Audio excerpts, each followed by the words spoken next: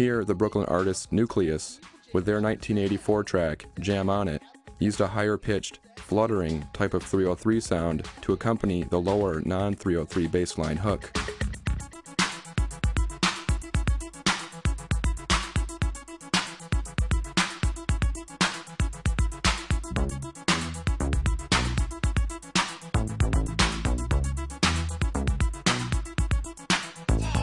Jam on it. I said jam on it. I said jam on is the funky beat that takes control with the short, sharp boogie that'll rock your soul. Jam on it. Jam on it. I said jam on it.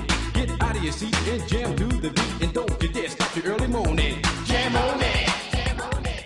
Jam on it.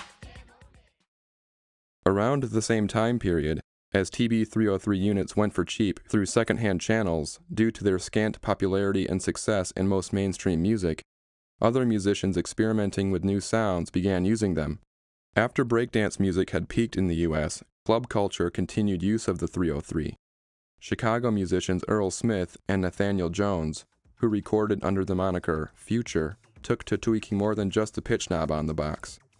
By manipulating all 6 knobs on the front of the 303, they drove it farther away from traditional bassline sounds and into a squelching, alien territory. This sound ultimately grew into what is known today as acid house.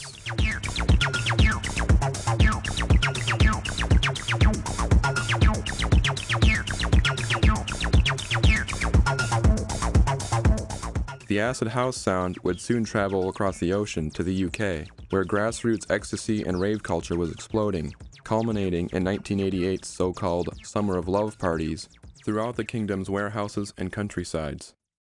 Here are the UK's 808 State, with their acid track, Flow Coma, released in 1988. Notice the multi-layering of 303 patterns.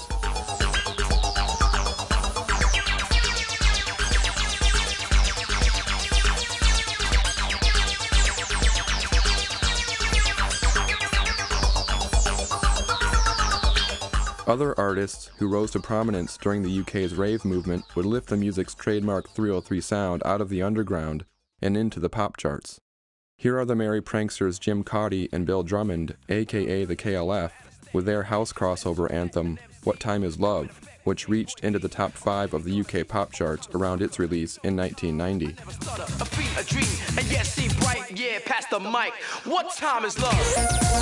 What time is love? What time is love? What time is love?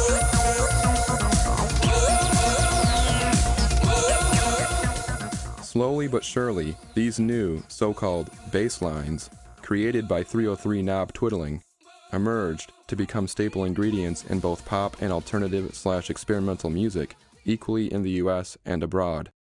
By the early 1990s, electronic music was well underway in its multiplying and hybridizing of forms, producing vast numbers of new music genres and subgenres. The pace of experimentation, especially aided by cheap little boxes like the 303, was matched only by a rigor to sort the sonic experiments into digestible categories. Minimal techno,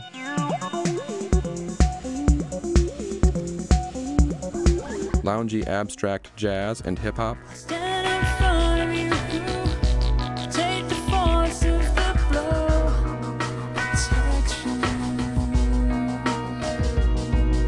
intelligent dance music, or IDM for short,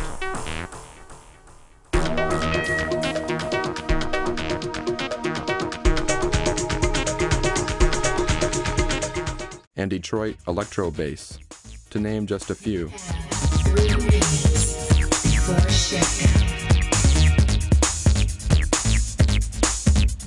At times, all used the TB-303 sound as a fundamental bassline ingredient. Noticing an increase in the incorporation of the 303 sound in popular music of all types, Roland, in order perhaps to exploit the growing hip factor of the box, released a sort of updated version of it in 1996, named the MC303 Groove Box. This machine, slightly larger than the original 303 and packed with all sorts of capabilities particularly suited for contemporary dance music, was a hit on the market, selling 50,000 units in less than 2 years. The Groove Box was quite popular among producers who had never had access to an original TB-303 and who didn't mind Roland's decision to use TB303 samples instead of its actual original circuitry as the sound engine for the MC303. Purists scoffed at the new machine, preferring the retro analog superiority of the 1984 version 303. Indeed, the sort of cult appeal of the 303 grew steadily from the late 1980s onwards, to the extent that the discontinued machine's value eventually increased beyond the point of affordability for many of the bedroom studio musicians who helped to mythologize it in the first place. The 303's fetishization reached great proportions through 1997 and into 1998, during a time when the UK's Prodigy, whose abrasive and distorted 303-laden album The Fad of the Land, on Madonna's recording label Maverick, reached #1 both in the US and the UK pop charts upon release. Smack my bitch up.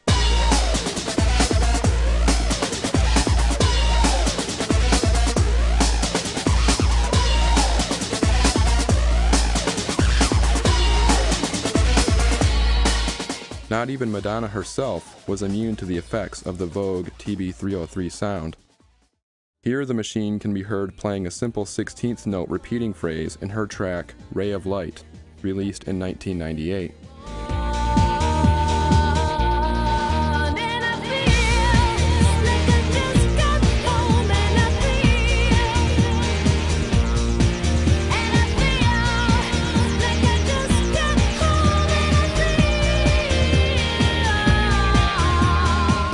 Also released in the years 1997 and 98, in addition to a growing number of 303 tracks, was computer software, which sought to emulate the Roland machine at a more affordable price.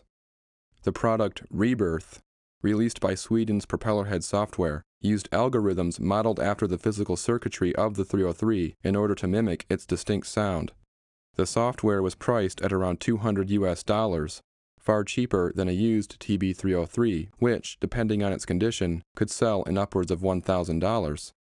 It is interesting to note that in addition to recreating the sound of the 303 digitally, the engineers who programmed Rebirth also sought to emulate the control surface of the machine, on screen. These virtual knobs and buttons were initially controlled via the computer mouse or trackpad. Some would contend that this made for somewhat cumbersome interaction with the software on the part of the user, with the result that music component manufacturers developed all-purpose fader boxes with physical buttons and knobs to control programs like Rebirth.